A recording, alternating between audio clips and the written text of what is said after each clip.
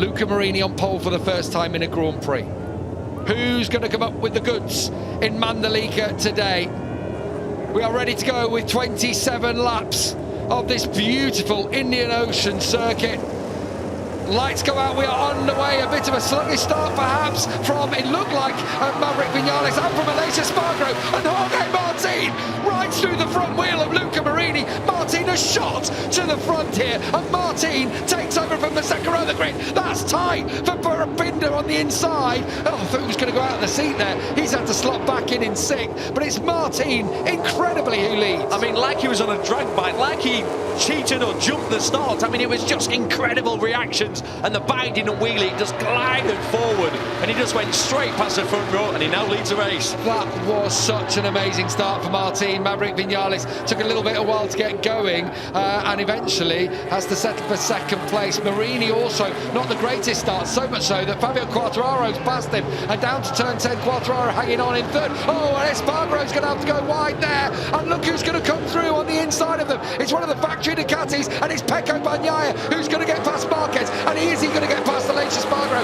Espargaro will try and fight back in turn 12. Oh, he's at the moment almost collects the front of Marc Marquez, who's forced to go wide, but Espargaro again having problems on the opening lap. Oh, but that's Enea Bastianini running out wide. What a crazy start to the race. Yeah, this is the problem, it's that narrow line. If you get off it, you don't then run wide by 1 metre, you run off the track. It's like sheet ice out there, and Aleix Espargaro, he's riding like a wild man, but it's just not working. And Enea Bastianini went right off track. You see the rooster tail out the back of his bike, but he didn't rejoin. You've got to rejoin if you go right off track through the lanes that they've set out for you, so we'll keep a close eye on that one. So across the line for the first lap, it's Martin leading from Vinales. That is the absolute perfect start for him. For Bagnaia in sixth, that's actually a really, really positive start. What Davide Tardozzi said to us before the race. Sorry, Brad Binder just holds on in front of Pecco Bagnaia. He said he's got to be top 8. Well, he's done that. Damage limitation will be the watchword for him and the Ducati factory. Look at Marini. Oh my goodness, riding around the outside. Quartararo will have the inside line here. And look at Brad Binder. Oh, Binder's going to get a penalty for that one, I think. He was just out of shape and he knocked Marini down in turn 10. It was just one of those. It was like the one yesterday, wasn't it? But Binder was sideways going into the corner. And this crash is going to be a fast one. I think it's when he grabs the brake into 15. Because another thing we haven't really touched on here is he's going to just drive past him. I mean, that's incredible. I mean, the corner speed, he turned tighter. That looked easy, didn't it? Absolutely, and just drove past Fabio Quartararo, and here comes Aleix Espargaro to do the same. Well, a sitting duck, I don't know, it's what's worse than a sitting duck there for Fabio Quartararo. He's going to come back at Aleix Espargaro. That's a champion right there. It so was. That's his strong suit now, isn't it, on the Yamaha? It's weird. He got past Aleix Espargaro. Yeah, he's perhaps got better hard braking than Quartararo, as Binder's now going to come and attack Fabio Quartararo. They are looking at that incident with Binder and Marini, and Quartararo had to run wide. And that was always going to happen. He knew he'd not got a good run out of the previous corner, so he had to brake deep. The problem is he got sucked in as well. This could be a chance. He swept through the corner so well, didn't he? Through turn 1 there. Bagnaia was obviously very deep on the brakes as Binder takes. And look at the rooster tail of dust coming off the back of Brad Binder's bike as he goes in there, but he's going to drop right down the order and into the clutches now of Marco Bezzecchi. Someone's down. He's down in a fast corner. It's Marc Marquez.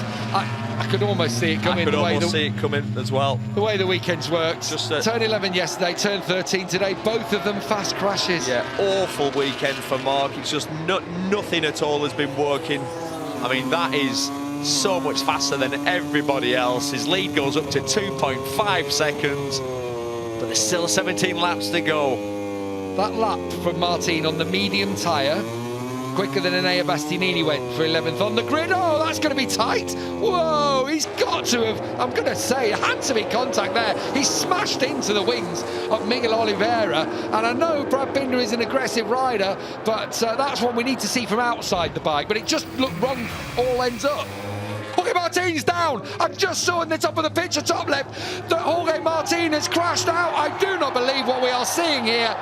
Jorge Martin is 3 seconds clear of Vinales last lap. and suddenly Pecco Bagnaia retakes the championship lead. Another tale of the unexpected as Jorge Martin crashes out of the lead of the Indonesian Grand Prix. I mean, look at that! Look at it! It looks like a novice. Here we go, he's going to go in now. This is no problem at all for Bagnaia. Pecco Bagnaia takes the lead in the Indonesian Grand Prix. He's taken the lead in the championship with Jorge Martin crashing out. It is not done yet. It is not done yet, but with 7.5 to go, your world champion, #1 proudly displayed on the front of his bike. Someone asked me earlier this weekend, is it weighing heavy on him? Well, a performance like this, when you're up against the odds, show just why he became the world champion last year.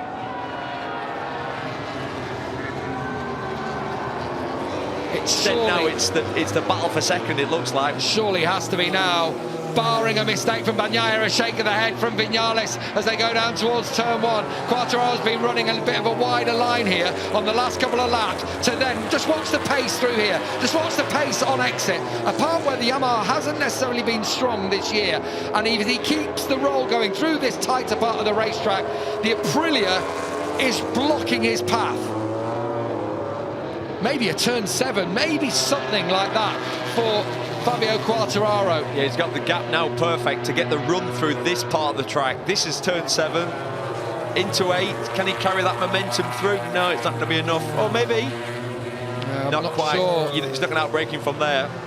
Just losing out in vital parts of the racetrack, and Maverick Vinales defending. Now Quartararo. Oh, I thought he might have just been able to pick the bike up. He's going to have a go easy into 15. I think Quartararo, nothing to lose for him. He's not in a title battle, just wants to get that second place under his belt, and of course that would be his best result of the season so far. Bagnaia leading with 3 corners remaining. Is there any way through for Quartararo? Yes, there is. It has to be here. Oh, it's so tight through here. And Vinales, oh, he's going to go a little bit wide. Oh, they're all closing in on Bagnaia. You just wish this could have happened a little bit earlier. Oh, 3 at the front. Is there any chance for Vinales in the final corner? It's not to be. A rags to riches story today for Pecco Bagnaia, who wins in Mandalika. Maverick Vinales takes second and bangs the tank. We said there'd be delight for Ducati, and there is, as Bagnaia retakes the lead in the championship. Quartararo is 3rd. Di Gianantonio gets his best result in 4th. 5th is for Bezzecchi, Binder 6th, Miller 7th, Bastianini 8th. There's only going to be 14 finishers, and Morbidelli, one of them, 4 laps down. But still, Fabio Quartararo celebrates a podium as Pecco Bagnaia retakes the championship lead, Neil.